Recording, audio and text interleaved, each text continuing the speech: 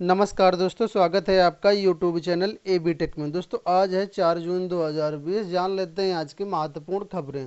दोस्तों आज के समाचार पत्रों में ज़्यादातर जो न्यूज है 69,000 शिक्षक भर्ती से रिलेटेड ही है। तो देख लेते हैं क्या महत्वपूर्ण अपडेट आ जाएगी। सबसे पहली अपडेट तो ये है, आप लोग जान चुके हैं पहले ही, शिक्षक भर्ती पर अंतरिम रोक, कोर्ट के फैसले से राज्य सरकार को लगा तगड़ा झटका, सारी अग्रिम प्रक्रियाओं पर रोक लग गई है। ठीक है, भर्ती प्रक्रिया में रोक लगने से हजारों ऐसे अभ्यर्थी हैं जो रास्तों पर जा रहे थे पैसे खर्च करके। इनका इसमें लिखा गया है कि 8-9 हज़ार रुपये तक लोग खर्च करके प्राइवेट वाहन बुक करके जा रहे थे, लेकिन उनको मायूसी हाथ लगी, आधे रास्ते वो लौट आए।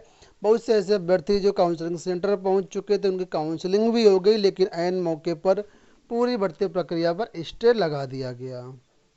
इस तरीके से युवाओं के हाथ में एक नौकरी आई थी, वो भी नौकरी हाथ से फिसलती हुई चली गई। अभी तक कई जो प्रमुख परीक्षाओं के रिजल्ट आए, जो नौकरियां हुई थी, उसके बाद अब आज थी 69 शिक्षक भर्ती की, तो वो भी फिलहाल आज निकल गई है। अब कब भर्ती दोबारा से शुरू होगी कुछ भी कहा नहीं जा सकता है, क्योंकि अगर मामला डबल बेंच में जाता है तो आपने देखा कट ऑफ मामले में 1 साल से ज़्यादा हो गया। डबल बेंच में कब सरकार से कोर्ट से फैसला आता है, कब भर्ती शुरू हो पाती है, ये बड़ा प्रश्न है। भर्ती प्रक्रिया में स्टे लगने के बाद सचिव ने बेसिक शिक्षा अधिकारियों को आदेश जारी किया कि काउंसलिंग रोक दी जाए। तो सभी जिलों में काउंसलिंग रोक दी गई थी कल ही, लेकिन दोस्तों अब सबसे बड़ा प्रश्न है, बहुत लोगों के डॉक्यूमेंट्स जमा हो गए हैं, वो क्या करेंगे अगर कोई बीच में दूसरा आता है। हालांकि एप्लीकेशन दे करके वापस लिए जा सकते, लेकिन इसमें अब काफ़ी पछड़ा फंस चुका है।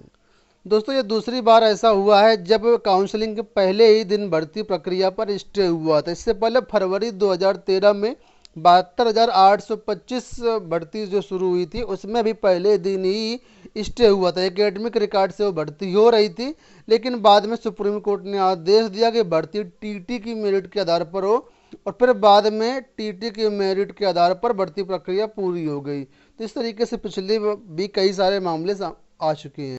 वहीं पर दोस्तों सरकार ने भी साफ कर दिया है कि हम इस सिंगल बेंच के फैसले के खिलाफ डबल बेंच जाएंगे, और उम्मीद है कि राज्य सरकार की तरफ से आज डबल बेंच में अपील इसके लिए हो जाएगी, और 1 या 2 दिन के अंदर इसकी सुनवाई भी स्टार्ट हो जाएगी।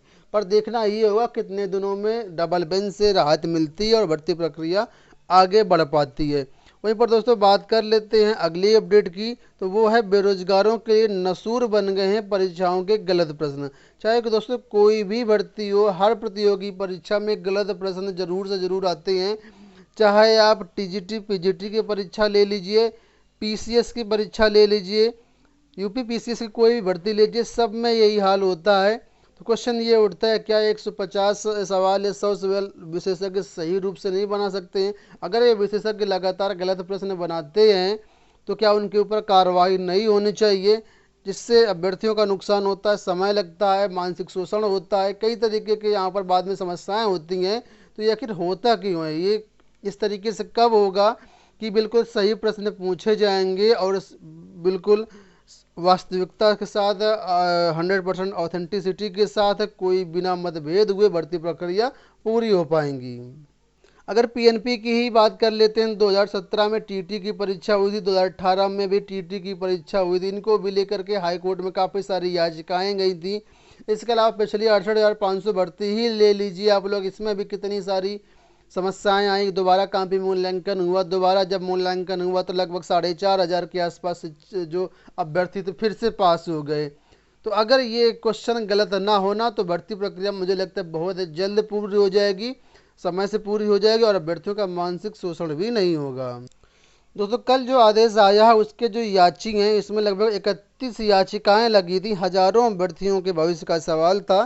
तो उसमें जो मुख्य याची थे ऋषभ मिश्रा, उनका कहना है कि हमने इस भर्ती प्रक्रिया में 6 प्रश्नों को चुनौती दी थी।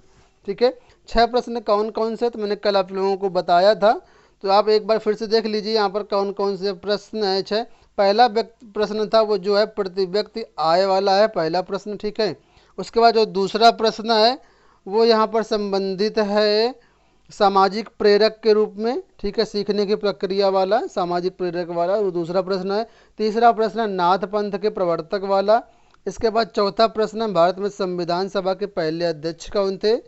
इसके बाद अगला प्रश्न है, पांचवा प्रश्न है डिसलेक्सिया वाला, और छठवां प्रश्न है परिभाषा वाला शैक्षिक प्रबंधन से जुड़े। तो ये 6 प्रश्न हैं जो याचिका में विवादित हैं। अगर इलाहाबाद हाईकोर्ट लखनऊ बेंच दोनों की बात कर लेते हैं तो लगभग 12 ऐसे प्रश्न हैं जो विवादों में हैं। जो कल आदेश आया है वो लखनऊ बेंच से आया हुआ है। यहाँ पर 6 प्रश्नों पर मामला है, ठीक है। तो दोस्तों ये 6 प्रश्न हैं जो ये बहुत ही महत्वपूर्ण है। इसके लिए यूजीसी से कमेटी बनाई गई है। कमेटी जैसा निर्णय लेगी, जो विशेषज्ञ पैनल होगा, जिस हिसाब से उनकी राय होगी, उसी के आधार पर अब कोर्ट का आदेश आएगा। अब दोस्तों ये क्वेश्चन ये बनता है कि अगर ये 6 प्रश्न है, इनमें 2-4 प्रश्नों के भी उत्तर बदल गए तो मेरिट में बड़ा उलटफेर देखने को मिलेगा। ऐसा इसलिए दोस्तों कि अभी जब आपने देखा संशोधित उत्तर कुंजी में 3 प्रश्नों को कॉमन दिया गया, तो 3 प्रश्नों के उत्तर बदलने से यहाँ पर दिया गया कि लगभग 14,000 के आसपास परीक्षार्थी नए पास हो गए। तो अगर 3-4 प्रश्न और बदल जाएंगे इसके, तो लगभग 14-15 हज़ार 16 हज़ार अभ्यर्थी फिर से पास हो जाएंगे। और जब 15 हज़ार अभ्यर्थी पुनः पास होंगे तो दोस्तों जाहिर सी बात है जिनका एकेडमिक गुणांक होगा वो बाहर हो जाएंगे। यानी जो जिला आवंटन सूची है उस सूची से बहुत से ऐसे अभ्यर्थी हैं जो बाहर हो जाएंगे, क्योंकि जब नया पुनः रिजल्ट घोषित होगा कोर्ट के आदेशानुसार तो उसमें नए कम से कम नहीं तो 15-20 हज़ार तो पास ही होंगे, और जो ऑलरेडी पास हैं वो तो पास ही रहेंगे। लेकिन नुकसान उन्हीं का होगा जिनकी मेरिट, जिनका गुणांक कम होगा। यहाँ पर देख सकते हैं 4 प्रश्नों के उत्तर बदले तो मेरिट में होगा बड़ा उलटफेर।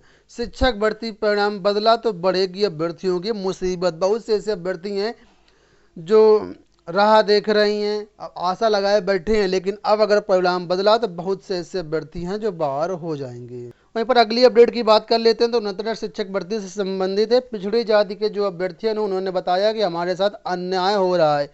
अब किस तरीके से अन्याय हो रहा है वो एक बार समझ लीजिए। यहाँ पर लिखा है, भर्ती के लिए सामान्य वर्ग के 36,614 अभ्यर्थियों में से 34,500 पद, ओबीसी के 84,868 अभ्यर्थियों में से 18,630 पद, एससी के 24,308 अभ्यर्थियों के लिए 14,490 पद, एसटी के लिए 270 अभ्यर्थियों के लिए 1,380 पद निर्धारित हैं।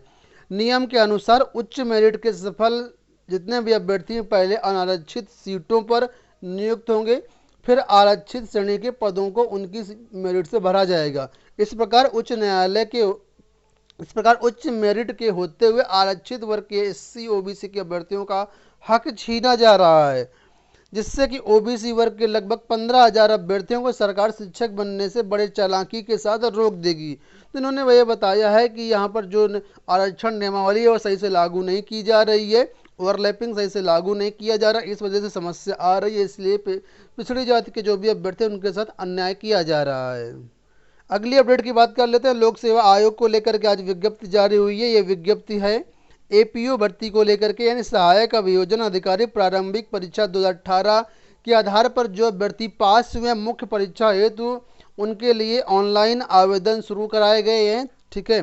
तो इस वेबसाइट पर, इसके अलावा governmentjobcenter.com वेबसाइट पर ये फॉर्म अवेलेबल रहेंगे, यहाँ पर आप लोग भर सकते हैं। मुख्य परीक्षा के लिए आवेदन फॉर्म भराए जा रहे हैं। कोई भी फ्रेश कैंडिडेट नहीं भर सकता, जिसकी प्रीलिम्स परीक्षा क्वालिफाई होगा वही इस परीक्षा में फॉर्म भर सकता है, ठीक है। तो आप लोग वेबसाइट पर जाकर के इसकी सारी जानकारी ले सकते हैं। यूपी बोर्ड रिजल्ट की बात कर लेते हैं दोस्तों। UP board result high school intermediate का 27 जून को डिक्लेयर किया जाएगा। यहाँ पर अपडेट आ चुकी है। governmentjobcenter.com वेबसाइट पर इसका लिंक एक्टिवेट कर दिया गया है, वहाँ पर आप लोग रिजल्ट देख पाएंगे, ठीक है। इस बार हाई स्कूल और इंटर का रिजल्ट एक ही दिन आ रहा है। आपको बता दें इंटर की परीक्षा में 56,11,072 अभ्यर्थी पंजीकृत थे, जिसमें 4.5 लाख ने परीक्षा छोड़ दी थी। ऐसे में 51.61 लाख का रिजल्ट घोषित किया जाना है, ठीक है। आपको मालूम होगा इसकी परीक्षाएं 18 फरवरी से शुरू कराई गई थी। अंत में बात कर लेते हैं शिक्षा मित्रों को लेकर के। दोस्तों शिक्षा मित्रों के ऊपर मुकदमा कर दिया गया है। क्यों किया गया मुकदमा देख लीजिए। सिविल लाइंस पुलिस ने लॉकडाउन का उल्लंघन और सोशल डिस्टेंसिंग का पालन न करने के आरोप में शिक्षा मित्रों के खिलाफ मुकदमा दर्ज किया है। चौकी इंचार्ज विमलेश त्रिपाठी ने एफआईआर दर्ज कराई है कि मंगलवार को शिक्षा निदेशालय स्कूल के सामने से सरोजनी नायडू मार्ग कार्यालय मौजूद थे। उसी समय सहायक अध्यापक भर्ती प्रक्रिया में मेरिट में चयन होने वाले शिक्षा मित्रों को अन्य व्यक्तियों द्वारा करीब 20 की संख्या में कापियों के संशोधन की मांग कर रहे थे। संशोधन की मांग कर रहे थे जो इन्होंने गलतियां की हैं। जैसे कुछ शिक्षा मित्र हैं जिन्होंने अपना शिक्षा मित्र वाला ऑप्शन टिक नहीं किया है, इससे उनको कोई भारांक नहीं मिला। तो ये सब मांग कर रहे थे संशोधन की, और कोई भी सोशल डिस्टेंसिंग का पालन नहीं कर रहे थे, लॉकडाउन का उल्लंघन कर रहे थे, इसलिए इनके खिलाफ एफआईआर दर्ज कर ली गई है। हालांकि इनसे जब नाम पूछा गया तो सब यहाँ से भाग गए, लेकिन पुलिस ने बताया कि फोटो और वीडियो से पहचान करके कार्रवाई की जाएगी। तो ये हो गई दोस्तों आज की पूरी अपडेट। आशा करते हैं वीडियो पसंद आया होगा। वीडियो को लाइक और शेयर कर दीजिएगा। धन्यवाद।